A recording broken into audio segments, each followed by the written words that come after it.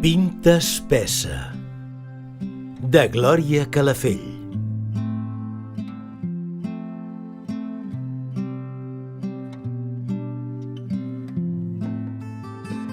Deia l'àvia que sa mare li passava la pinta espessa pels cabells rossos i rulls els capvespres que venien de l'era.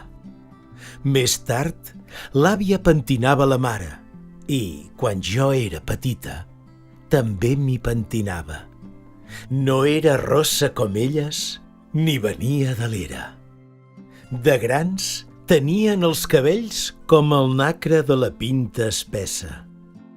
Ara l'he desada amb un espillajoc on, de tant en tant, m'hi emmirallo i les veig a elles.